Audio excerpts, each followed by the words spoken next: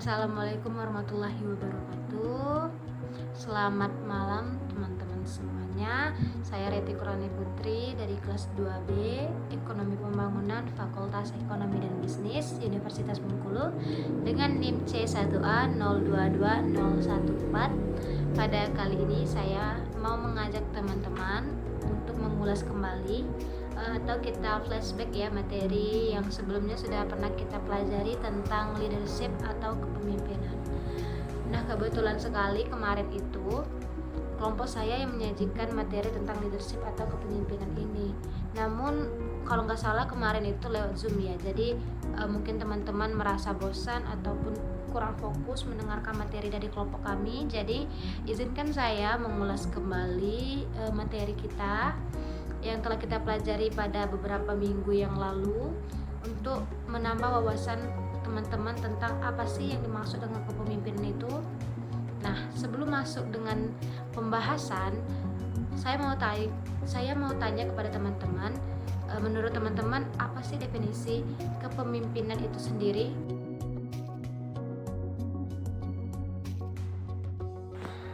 Sebelum kita lanjut ke dalam pembahasan, kemudian mengapa sih saya mengambil kepemimpinan atau leadership ini sebagai topik yang menarik untuk dibahas.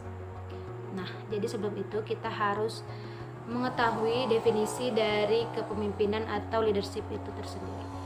Kepemimpinan atau leadership itu berasal dari kata leader yang berarti pemimpin.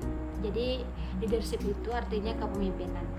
Kepemimpinan atau leadership ini merupakan suatu proses atau perilaku yang digunakan oleh seseorang untuk memotivasi, menginspirasi, dan mempengaruhi perilaku orang lain.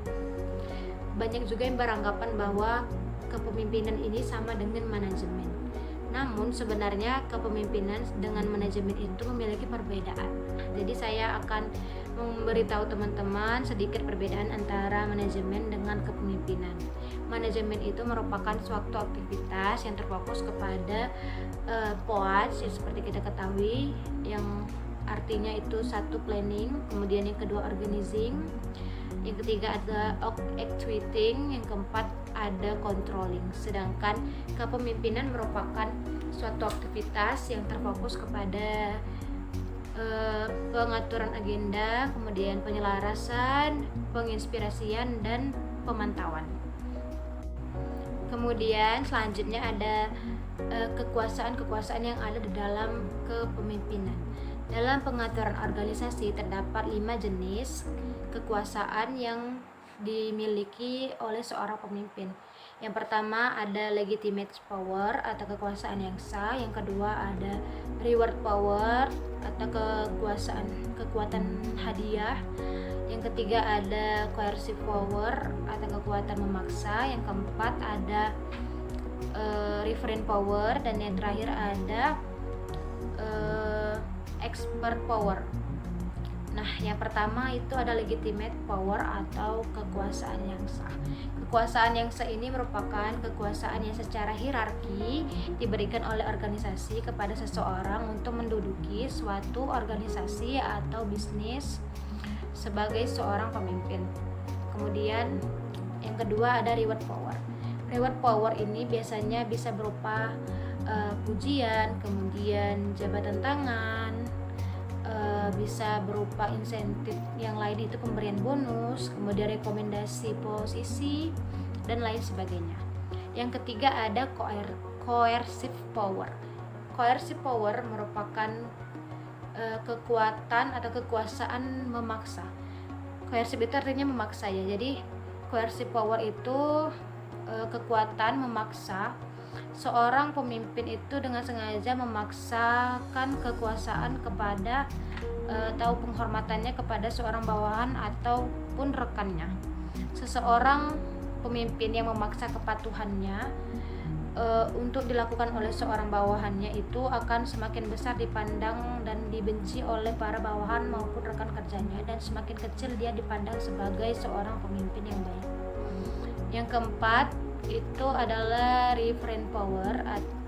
Referent power ini itu contohnya seperti seorang seorang bawahan atau rekan mengikuti cara berpenampilan dari seorang pemimpinnya, kemudian mengikuti karismatik dari seorang pemimpinnya, ambisi dari seorang pemimpin, dan lain sebagainya.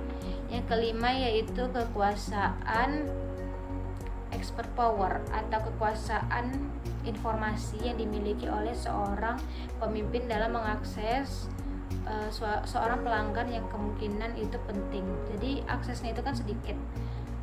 Dengan expert power inilah orang-orang itu dapat mengakses informasi tentang orang penting tersebut. Yang selanjutnya yaitu pendekatan awal untuk kepemimpinan. Pendekatan awal untuk kepemimpinan ini dibagi lagi menjadi dua. Yang pertama ada pendekatan sifat, kemudian yang kedua ada pendekatan perilaku. Pendekatan sifat ini bertujuan untuk mengetahui sifat apa yang dimiliki oleh seorang pemimpin yang efektif.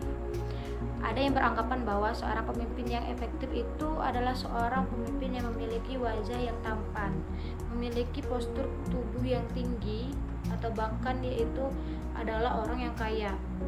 Namun dalam pendekatan ini dikatakan bahwa seorang pemimpin yang efektif adalah seorang pemimpin yang memiliki ciri khas yang unik. Ciri khas yang unik inilah yang membedakan dia dengan orang lain, sehingga dia mampu menunjukkan kecerdasan emosionalnya, kecerdasan mentalnya, dia mampu memimpin dan memiliki wawasan tentang suatu organisasi atau bisnis yang dipimpinnya. Yang kedua ada pendekatan perilaku. Pendekatan perilaku ini bertujuan untuk mencari tahu perilaku apa yang digunakan oleh seorang pemimpin yang efektif. Pendekatan perilaku ini dibagi lagi menjadi dua bagian. Yang pertama ada pemimpin yang terfokus kepada tugas, yang kedua ada pemimpin yang terfokus kepada karyawan.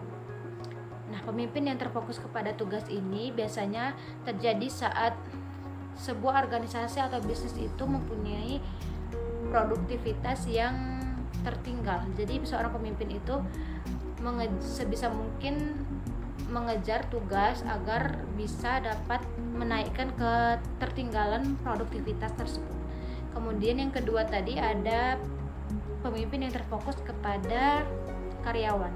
Nah, hal ini terjadi ketika sebuah produktivitas organisasi atau bisnis itu dikatakan sudah cukup, maka seorang pemimpin pasti akan memperhatikan semua karyawan atau bahkan memperhatikan kesejahteraan karyawannya. Jadi seorang pemimpin itu harus dapat menempatkan posisi dan situasi organisasi sesuai dengan keadaan yang ada di lingkungan sekitarnya. Jadi seorang pemimpin yang efektif merupakan seorang pemimpin yang mempunyai ciri khas, kemudian seorang pemimpin yang mempunyai dan mampu menempatkan kondisi sesuai dengan situasi organisasi dengan karyawan dan lingkungan sekitarnya. Jadi materi kepemimpinan ini saya rasa cukup menarik untuk kita bahas dan untuk kita pelajari, karena materi ini cukup berperan penting untuk kita sebagai mahasiswa yang mungkin nanti akan bergabung dengan organisasi atau mungkin akan bekerja dan bersosialisasi dengan rekan-rekan kerja yang lain. Mungkin hanya itu yang dapat saya jelaskan dan yang dapat saya bahas. Saya akhiri. Wassalamualaikum warahmatullahi wabarakatuh.